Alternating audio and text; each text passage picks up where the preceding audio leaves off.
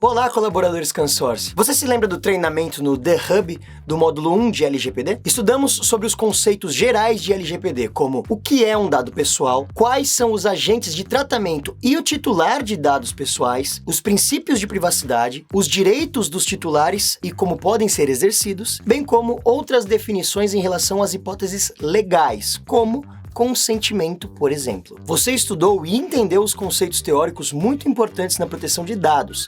Muito bem. Agora, que tal visualizarmos na prática como funciona tudo que estudamos até aqui dentro da realidade da Scansource, hein? Dados pessoais sensíveis ou críticos? Bora lá. Sobre os dados pessoais, imagine que um gestor, por descuido, acabou deixando na impressora do escritório da empresa uma folha com uma lista de seus colaboradores e o salário de cada um deles. Um funcionário acabou tendo acesso a essa listagem. Isso significa que houve um vazamento de dado pessoal sensível? Responde aí, sim ou não?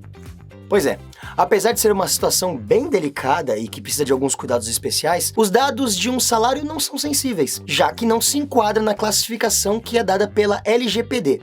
Por isso, a resposta é não. Por outro lado, podemos dizer que o salário é um dado pessoal crítico e confidencial, que merece uma atenção e cuidado especial, mas não recebe o mesmo direcionamento que um dado pessoal sensível, por exemplo. Por isso, lembre-se, dado pessoal crítico é diferente de dado pessoal sensível. Dado pessoal sensível, do ponto de vista da LGPD, são só aqueles que a lei fala o que é. Vamos relembrar? Origem racial e étnica, convicção religiosa, opinião política, filiação a sindicato ou organização de caráter religioso, filosófico ou político, saúde ou vida sexual e dado genético ou biométrico. Agora sobre o tratamento de dados pessoais. Até agora ficamos falando de dado pessoal e que isso tem a ver com pessoas físicas. Mas pera lá!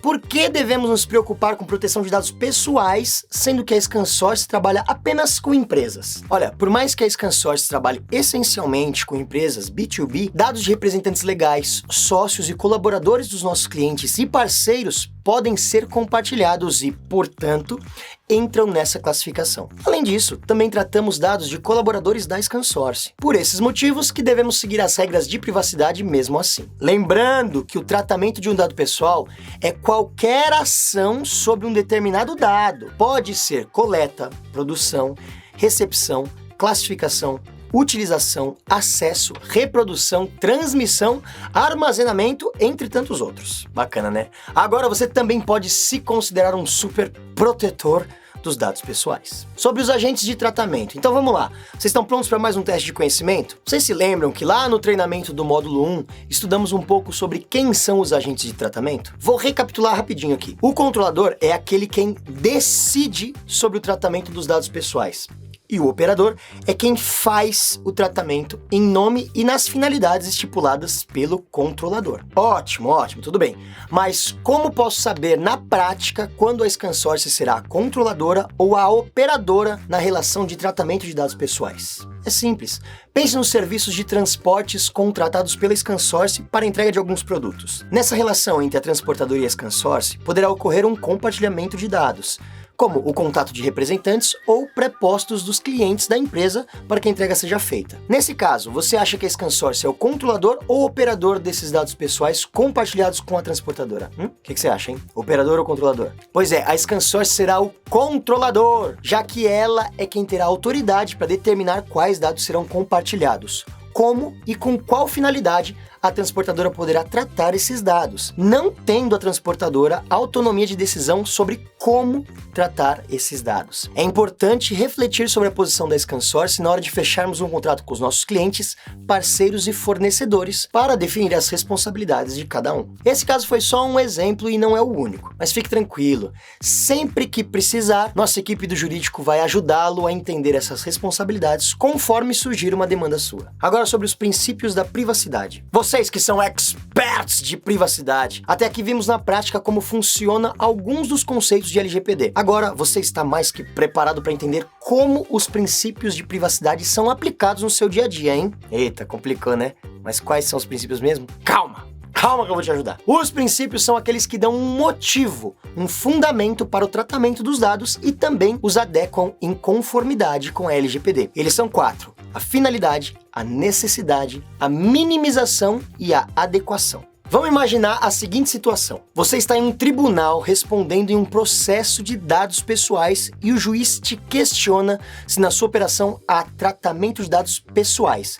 Você responde, sim, excelência. E aí você é questionado para o que esses dados serão utilizados, ou seja, a finalidade. Você informa ao juiz que serão utilizados para ações voltadas à cobrança. E para isso são utilizados dados cadastrais para identificar a pessoa a ser cobrada e para entrar em contato com ela, ou seja, a necessidade. Mas aí, intrigado, o juiz pergunta se você realmente vai precisar de todos esses dados. Então, você explica que cada dado tem uma finalidade, como o nome, RG, CPF, data de nascimento para identificação, endereço e telefone para contato, estado civil para avaliar se o cônjuge responde conjuntamente e signo. Bem, no caso, para identificar possível fraude, né? Mas só que esse não é essencial. A excelência, então, indaga se não é possível fazer de outra forma, sem utilizar esses dados. Você explica que a maioria é essencial, ou seja, a adequação, e que apenas o signo você poderá fazer de outra forma para evitar fraudes, ou seja, minimização. É então que o juiz faz seu último questionamento. Como você vai registrar todo esse fluxo? E você diz, confiante, que tudo será registrado em uma plataforma e que um fornecedor garante as medidas de segurança necessárias para proteger os dados. O juiz, então, bate o martelo e declara que o tratamento desses dados pessoais está em conformidade. Parabéns! Você se livrou de uma dessa!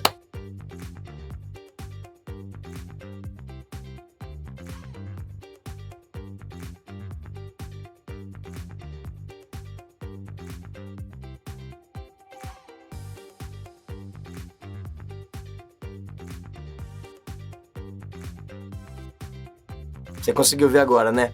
Os princípios de privacidade estão nessa história em quadrinhos, gente. A finalidade do tratamento, que é a cobrança, a necessidade de cada dado, identificação, contato, evitar fraudes, a minimização para limitar o tratamento para dados realmente necessários e a adequação, ou seja, a forma como o tratamento será realizado em conformidade com a finalidade definida para ele. É só parar uns minutinhos e fazer as perguntas-chave que você mesmo chega na resposta. Na dúvida, é só acionar o departamento jurídico que vai te ajudar a avaliar. Agora sobre consentimento. Para fechar nossa visualização dos conceitos de LGPD na prática, vamos agora entender a importância do consentimento dado pelo titular de dados pessoais. O consentimento deve ser coletado sempre que outra hipótese legal da LGPD não seja aplicável. Ou seja, o consentimento é uma manifestação livre da vontade do titular para que ele saiba que tipo de tratamento ele estará concordando e para qual finalidade. A manifestação de vontade do titular nestes casos deve ser livre, informada e inequívoca. O consentimento, então, deve ser antes de qualquer tratamento, nunca depois, beleza? Sempre antes. Agora visualize a seguinte situação hipotética. O time de marketing gostaria de promover uma ação para impulsionar uma marca do portfólio da ScanSource. Para isso, solicitou para que um representante legal de uma revenda X prestasse um depoimento em vídeo para divulgação em uma única palestra do nosso presidente no EPC desse ano. Veja que aqui será utilizada a imagem e a voz do representante. Como o nosso time já está craque em LGPD, fez com que o representante assinasse o termo de consentimento para que seja possível utilizar o vídeo com a imagem e a voz dele naquela edição específica do EPC. O vídeo foi um sucesso, gente! E empolgado com a repercussão, o time de marketing decidiu publicar o vídeo no site da ScanSource e deixar lá por tempo indeterminado para promoção da imagem da empresa. E aí, pode isso? O que você acha?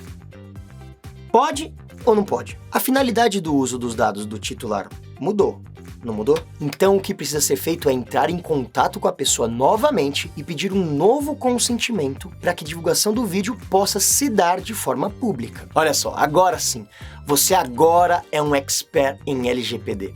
Você concluiu todos os vídeos e entendeu como funciona a privacidade e a proteção de dados na prática. Parabéns! Te espero para mais aprendizados nos próximos módulos.